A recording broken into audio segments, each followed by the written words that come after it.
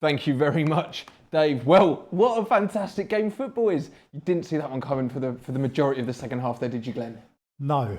I was already being pessimistic and thinking what I was going to say after the game, and then I just think I got feeling more of relief than not because of the way we sort of controlled the game, and the way we played in the first half. Second half was very unlike us there, and it was didn't give a good portrayal of what we want to see from a Leyton Orient side. But for Wellens to pop up in 5th minute of injury time to get the goal is brilliant. I'm really pleased for him and for the team. I mean, Charlie Wellens, written in the scripts almost. What an introduction to league football for him. Yeah, fantastic for him. Obviously, following his great free kick during the week, he must be absolutely delighted, and I'm sure his dad is as well.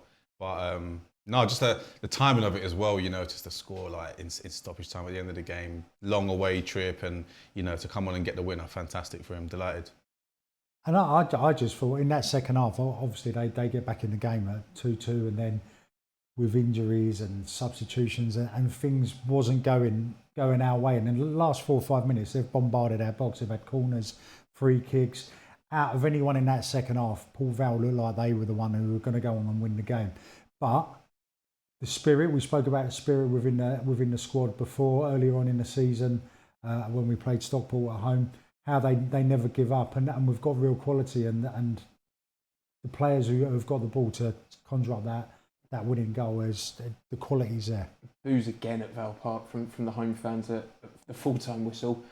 You can see why they're maybe so disgruntled. They deserve so much more there. Yeah, I mean, I think first half they were poor. We said, didn't we, that I think Orient were far the better team, but second half they really did improve. Thought they went a bit more direct, but there was just a bit more effort, endeavour for them. They had a bit more of a go, didn't they, in the second half? Got themselves back into the game and caused us problems at times.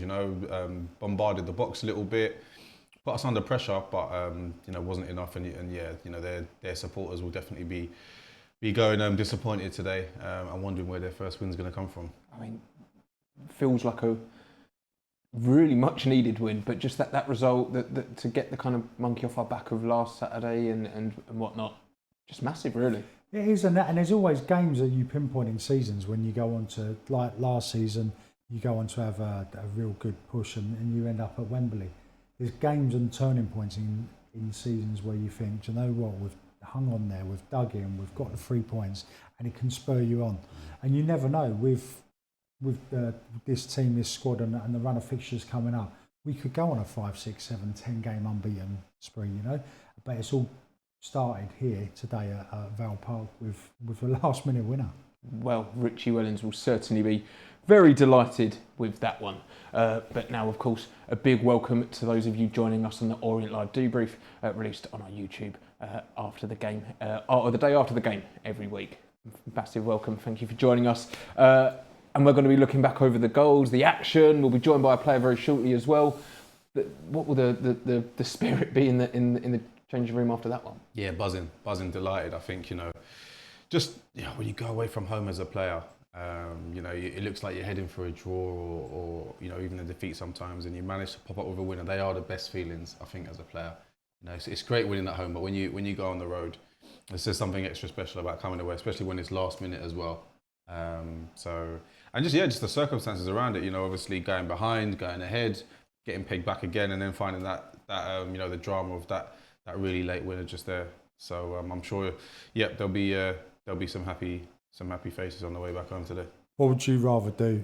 Win an away game 5-0 or score a last minute winner to win 3-2? Last minute winner.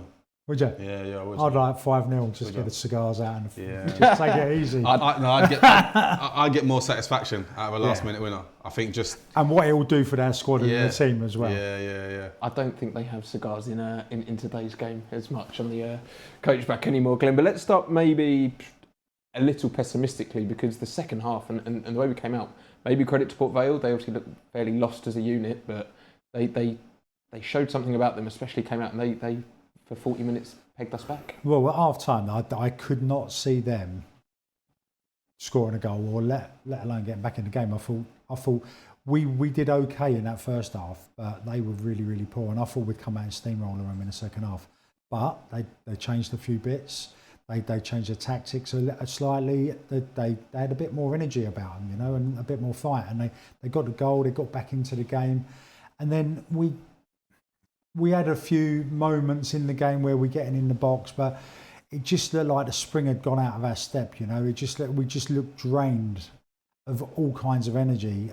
And when we were getting in and around the box, it was nothing really sort of proactive. It was just quite flat, I thought, our performance in that second half. And then, like I said a moment ago, last 5 minutes of injury time, they're putting the ball in the box, they're getting corners.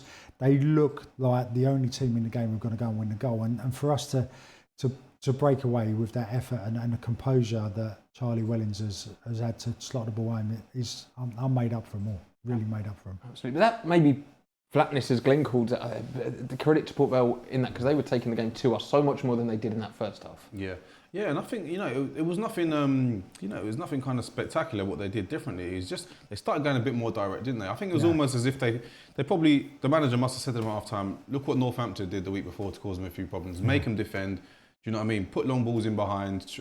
Let's try and win set pieces, win corners, win throw-ins, put them under pressure, load the box, and make them actually have to defend. Do you know what I mean? Which is what they weren't doing in the first half. They just made life really easy for Orient. There wasn't much of a press. They kind of just sat in. It was all a bit hopeful, trying to nick balls and hit them on the counter attack. But it was a bit more sustained from Port Vale second half, and they were better, and the crowd got up, didn't they? And they grew in belief and gradually got a bit more confident as the game went on. And then when they got their goals, and got themselves back in the game, they that obviously helped as well. Let's take a look at the goal that made it all equal in the 51st minute from a set piece. A good save initially. We'll see the save in a moment from what conceded the corner, but a good save initially, but we just weren't alive to it enough for that one. Yeah, it's a good save, but he'll be disappointed that it's popped straight back out and he's not managed to sort of get it. It is actually a really good reaction save coming through bodies. Onto the post? And he'd be disappointed that it's popped back out, but we're not alive. We're not alive to any rebounds that the defence or whoever's in the box at the time. Just switch off. They're like literally bystanders watching the ball go, and the Port Vale players reacted really, really quickly to that. But I was impressed when Reg came on and Simpson. I thought when they came on and we went to a back three, I thought they played quite well, and they done what they had to do. I thought especially Simpson and Reg made a cracking block late on in the game. I think it was like 85th minute. The ball gets whipped across and he gets there and puts it out for a corner. I thought he done really well. Yeah, they did, and just on that, I think like you're spot on, Glenn. And I think it's not easy as a defender as well when you're coming on towards the latter stage of a game and you have to go straight in. And we were under a bit of pressure at that time as well, and they've had to come in, get up to speed with the pace of the game straight away, and then be alive to having to make blocks, headers, clearances. And they both come on like really prepared and really ready to do a job. So credit to them.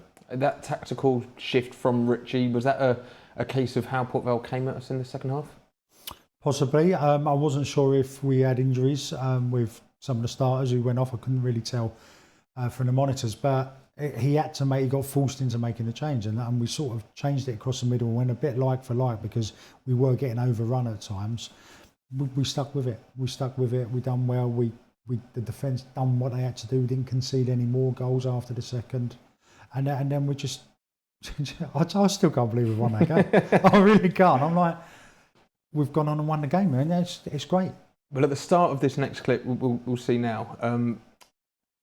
When we start this, when you see it, 30 seconds ago, you'd never think here that this is going to lead to a goal scoring opportunity for the O's. I mean, fantastic work pressing, fantastic work from is it Aaron Connolly to get forward.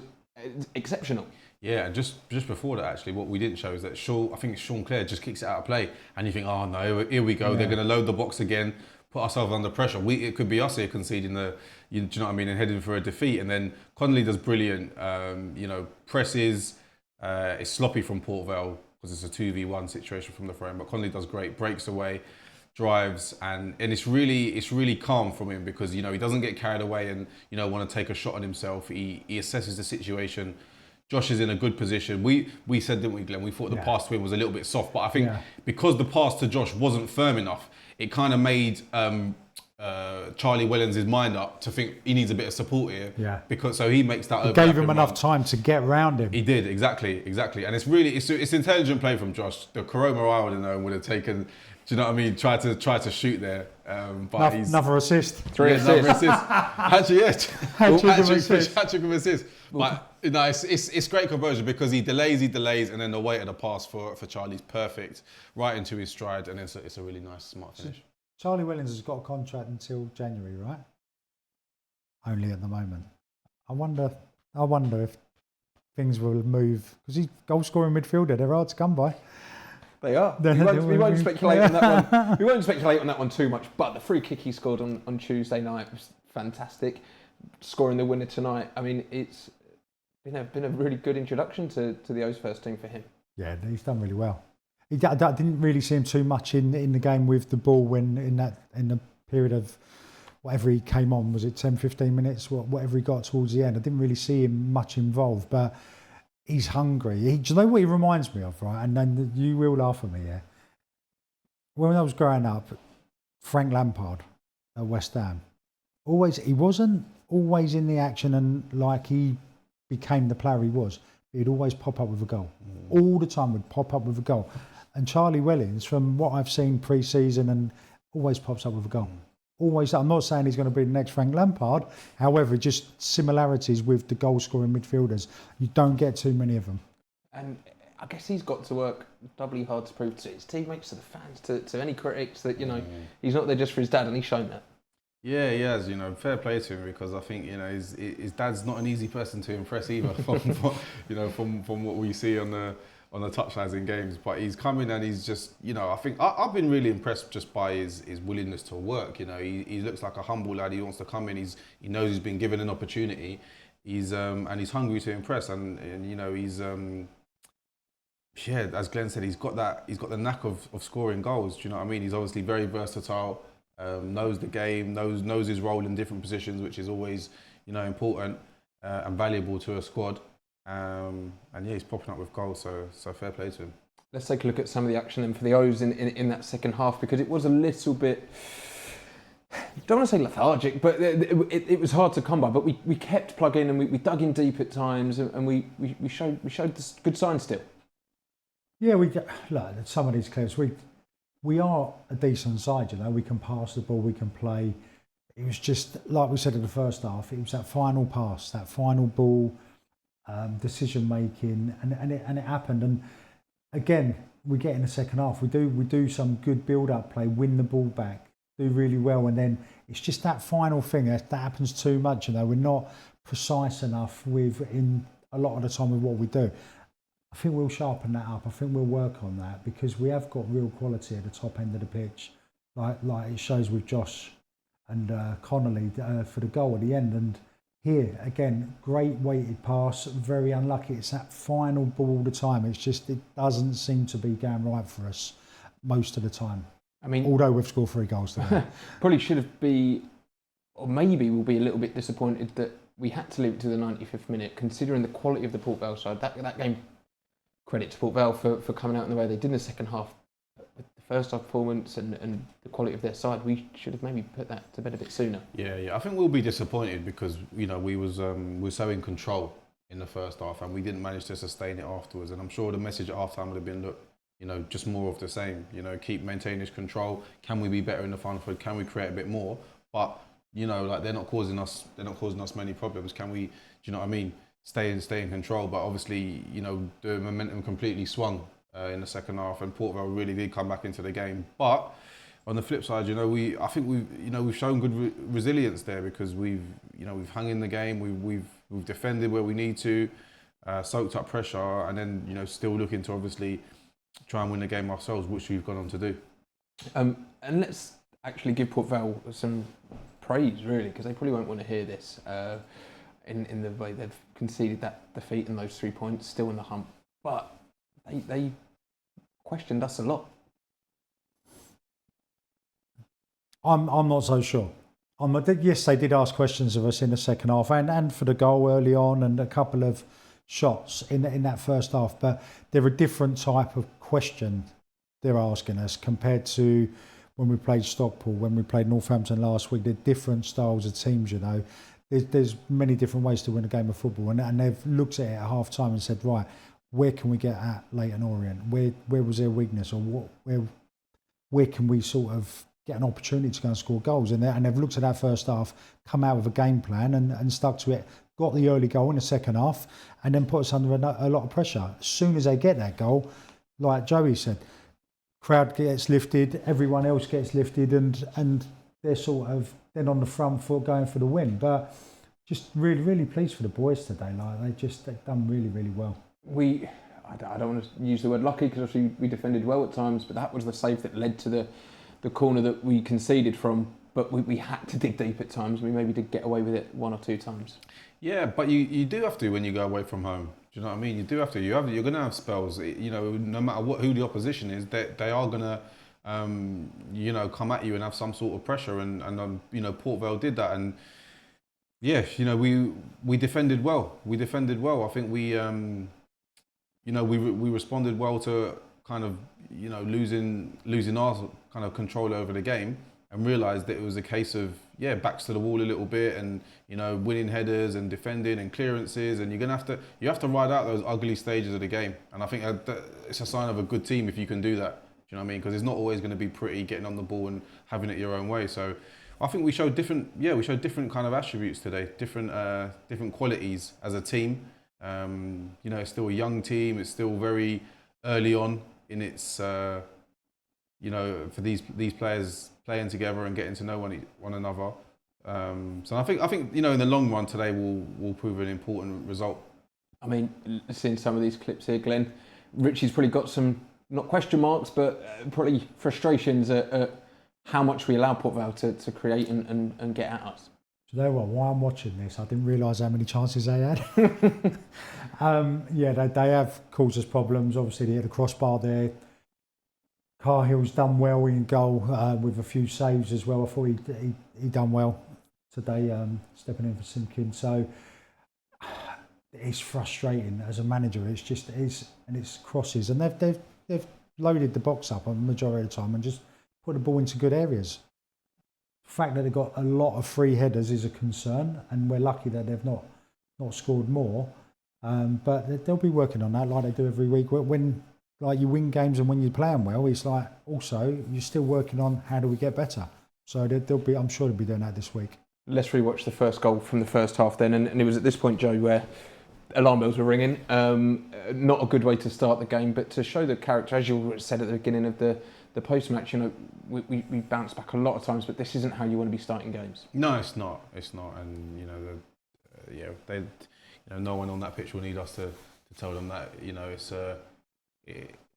early on in the game, especially when you're away from them, you just want to kind of keep things tight. You want to clear your lines, not give the opposition any kind of lift or any opportunity, especially one as easy as that. It's almost been gifted. They've been gifted a goal there, Port Vale, and we had chances, didn't we, to deal with it. Obviously, it's come from Omar's header, but then when Tom James has come across, probably he's been a bit hesitant. We said, didn't we, and not dealing with it. But look, again, that's good. It's going to happen in football. Sometimes for all your plans, they're going to go out the window early on, and things are going to happen. But we come back from that well. We responded to that really well. I think the good thing about that was because it was so early. You look at it and you go, right, okay, we've gone behind, but we've got plenty of time left on the clock to get back in this game.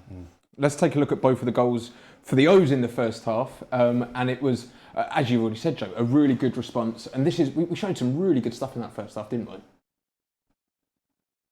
Yeah, we did. And I think a big positive to come out of the first half was that link up. Connolly and Ballard. I think them two looked really bright together. I think we had some good little. Good kind of passes and interchange in the middle of the pitch. I think as I said at half time, when we got the ball and we played sharp, we played forward, incisive. We looked a good team, able to create chances.